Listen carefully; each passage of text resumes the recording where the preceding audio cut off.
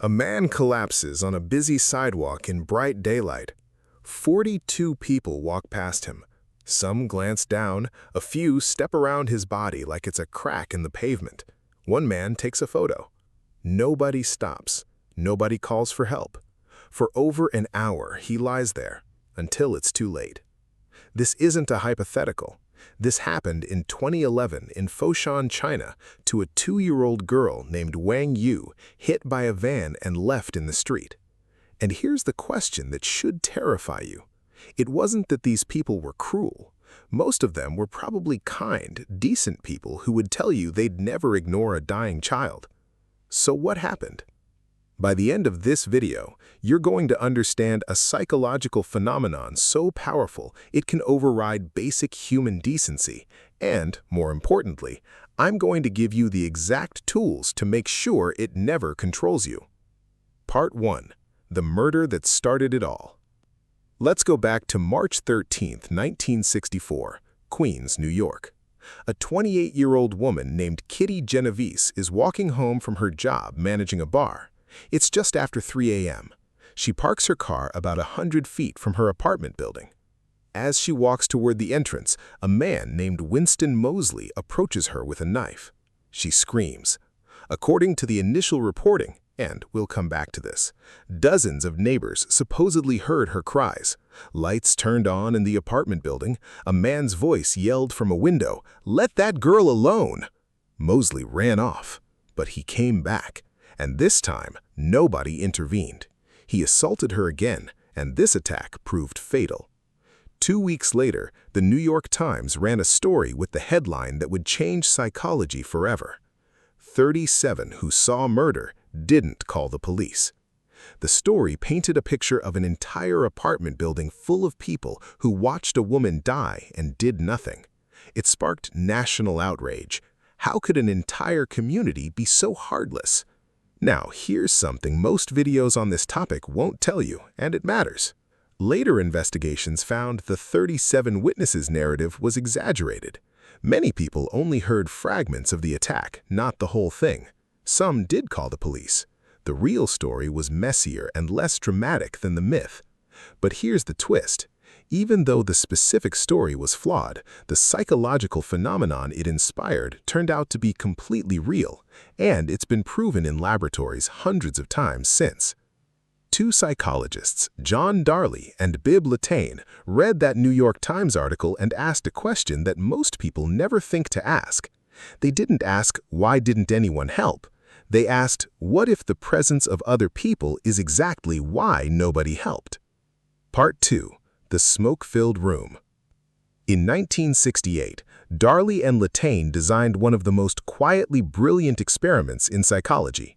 They put a participant alone in a room and asked them to fill out a questionnaire. Then, smoke started seeping in through a vent. When people were alone, 75% of them got up and reported the smoke within minutes. But when they put 3 people in the room together, and 2 of them were actors instructed to ignore the smoke completely, just glancing at it and going back to their paperwork, something remarkable happened. Only 10% of real participants reported it. Some of them sat in a smoke-filled room, coughing, waving smoke out of their faces, and still said nothing because the people around them acted like everything was fine. This is called pluralistic ignorance, when everyone privately thinks something is wrong, but they look around, see nobody else reacting, and assume they must be misreading the situation.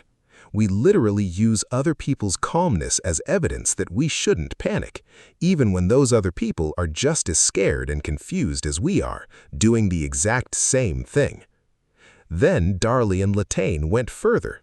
In a second experiment, they had participants believe they were having a conversation over the intercom with other students. One of the students, actually a recording, pretended to have a seizure, gasping for help.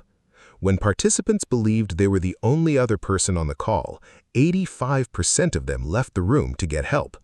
When participants believed there were 4 other people also listening, that number dropped to 31%. The person having the seizure was equally desperate in both conditions. The only thing that changed was how many other people the participant believed were also listening. Part 3. Why your brain does this. So why does this happen? It comes down to 3 psychological mechanisms working together, and understanding them is the key to beating them. Mechanism 1. Diffusion of responsibility. When you're the only witness to an emergency, 100% of the responsibility sits on your shoulders. But the moment a second person shows up, your brain unconsciously does math. Well, there's 2 of us, so maybe it's 50-50. Add a crowd of 20, and everyone feels like they're carrying 5% of the responsibility, which, psychologically, feels like almost none. Nobody decided not to help. The responsibility just got divided into pieces too small for anyone to feel. Mechanism 2. Pluralistic ignorance. We already saw this with the smoke. In ambiguous situations, we scan the crowd for cues on how to react. The problem is everyone else is doing the exact same thing, scanning you for a reaction, while you scan them. Everyone is calm on the outside and uncertain on the inside, and the group collectively concludes this must be fine. Mechanism 3. Evaluation apprehension. This is the fear of looking foolish. What if I run over there and it's not actually an emergency? What if that fight is just a couple joking around? What if I try CPR and I do it wrong in front of everyone? The bigger the crowd, the bigger the imagined audience judging your potential mistake. So the safer choice, socially, feels like doing nothing. Put these 3 together and you get a chilling mathematical reality that researchers have replicated in over 90 studies involving more than 6,000 people. The more witnesses to an emergency, the less likely any individual is to help, and the longer it takes for anyone to act, if they act at all. It's not that crowds make people evil, it's that crowds make each individual feel invisible, unaccountable, and unsure, simultaneously. Part 4. This isn't just about emergencies. Here's where this video needs to go somewhere most people don't expect. The bystander effect doesn't just apply to street violence or medical emergencies. It's quietly shaping your life right now. It's the coworker who watches a colleague get harassed in a meeting and says nothing because someone more senior will handle it. It's the group chat where everyone sees a friend spiraling into something dark and everyone assumes someone else already checked in on them.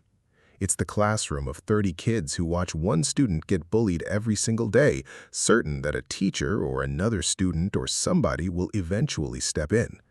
It's even in workplaces during safety violations, in online harassment under a viral post with thousands of comments, in families where everyone sees a relative struggling with addiction and nobody wants to be the one who says something first. The exact same 3 mechanisms are at play: diffused responsibility, social confusion, fear of embarrassment. Digital life has, if anything, made it worse. A person can watch someone get cyberbullied in a comment section of 10,000 people and feel that their single voice couldn't possibly matter. Part 5. How to break the spell. Now here's the part of this video that actually matters, because knowing about a psychological trap is useless if it doesn't change your behavior. Psychologists have identified specific techniques that reliably break the bystander effect, both for yourself and for people around you. 1. If you need help, single someone out. Don't shout, "Somebody help me."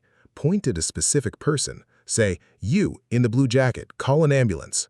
The instant a person is singled out, diffusion of responsibility disappears. It becomes entirely their job, and people respond to that with remarkable speed.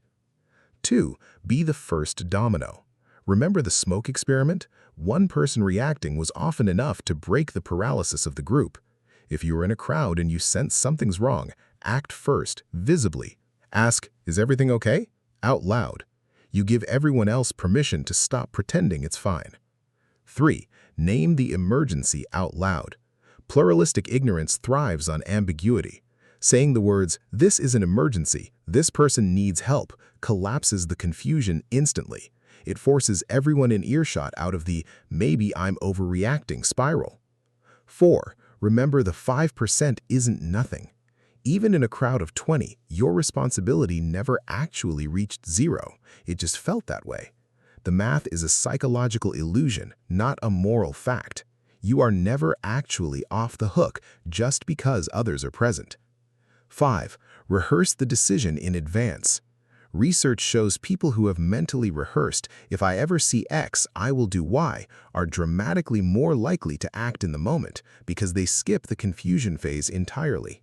Decide right now, before you're in that moment. If you see someone collapse, you will check on them. If you see someone being bullied, you will speak up. Make the decision now while you're calm, so panic doesn't get to make it for you later. Kitty Genovese's story, even in its exaggerated form, gave psychology a gift. It forced us to look directly at an uncomfortable truth. Good people in large enough groups can watch something terrible happen and do nothing, not because they don't care, but because the group itself creates a kind of psychological fog. But here's the hopeful part of the research that rarely makes it into the headlines. The bystander effect can be unlearned. Studies on trained professionals, lifeguards, medical staff, people who've simply learned about this effect, show they're significantly more likely to intervene even in crowds because they recognize the fog for what it is the moment it starts to form. You just spent 12 minutes learning to see that fog.